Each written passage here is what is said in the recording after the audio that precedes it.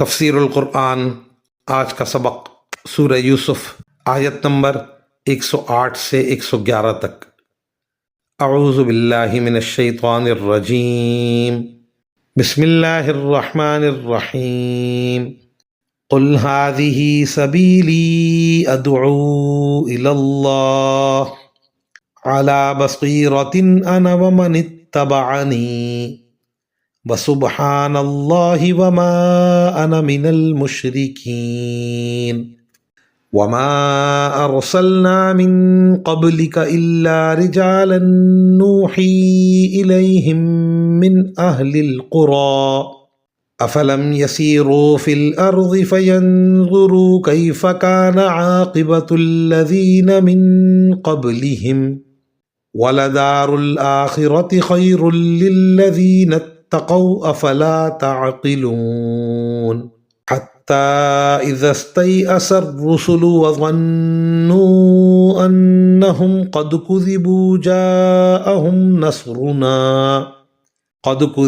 جَاءَهُمْ نَصْرُنَا فَنُجِّيَ مَن نَّشَاءُ وَلَا يُرَدُّ بَأْسُنَا عَنِ الْقَوْمِ الْمُجْرِمِينَ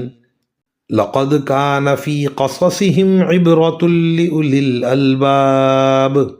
مَا كَانَ حَدِيثًا يُفْتَرَى وَلَكِن تَصْدِيقَ الَّذِي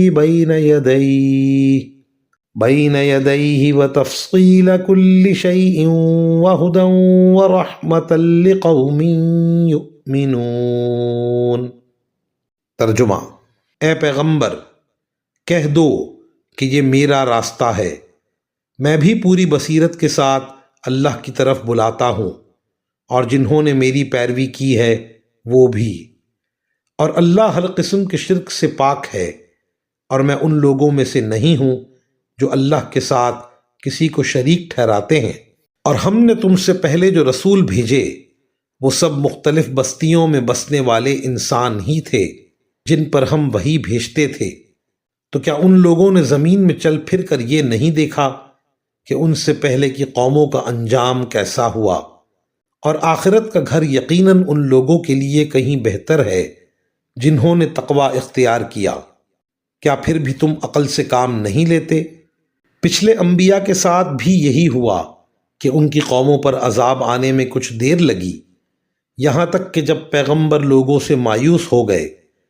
اور کافر لوگ یہ سمجھنے لگے کہ انہیں جھوٹی دھمکیاں دی گئی تھیں، تو ان پیغمبروں کے پاس ہماری مدد پہنچ گئی، یعنی کافروں پر عذاب آیا، اور جن کو ہم چاہتے تھے انہیں بچا لیا گیا، اور جو لوگ مجرم ہوتے ہیں ان سے ہمارے عذاب کو ٹالا نہیں جا سکتا۔ یقیناً ان کے واقعات میں عقل و ہوش رکھنے والوں کے لیے بڑا عبرت کا سامان ہے۔ یہ کوئی ایسی بات نہیں ہے جو جھوٹ موٹ گھڑ لی گئی ہو، بلکہ اس سے پہلے جو کتابیں آ چکی ہیں ان کی تصدیق ہے اور ہر بات کی وضاحت، اور جو لوگ ایمان لائیں گے ان کے لیے ہدایت اور رحمت کا سامان۔ ان آیات میں کافروں کے اس اعتراض کا جواب ہے کہ اللہ تعالیٰ نے کوئی فرشتہ ہمارے پاس رسول بنا کر کیوں نہیں بھیجا۔ مزید فرمایا کہ پچھلے انبیاء کرام کے دور میں بھی ایسا ہو چکا ہے کہ ان کو جھٹلانے والے کفار کو جب لمبی مہلت دی گئی اور ان پر مدت تک عذاب نہ آیا تو ایک طرف انبیاء کرام ان کے ایمان لانے سے مایوس ہو گئے، اور دوسری طرف وہ کافر یہ سمجھ بیٹھے کہ انبیاء کرام نے ان کو عذاب الہی کی جو دھمکیاں دی تھیں معاذ اللہ وہ جھوٹی تھی۔ لیکن اس کے بعد اچانک انبیاء کرام کے لیے اللہ تعالیٰ کی مدد آئی، ان کو جھٹلانے والوں پر عذاب نازل ہوا اور ان کی بات سچی ہوئی۔ ایک طرف تو قرآن کریم یہ فرما رہا ہے کہ اس نے حضرت یوسف علیہ السلام کا واقعہ بیان کر کے پچھلی آسمانی کتابوں کی تصدیق کی ہے جن میں یہ واقعہ مجموعی طور پر اسی طرح بیان ہوا ہے، مگر دوسری طرف ہر بات کی وضاحت فرما کر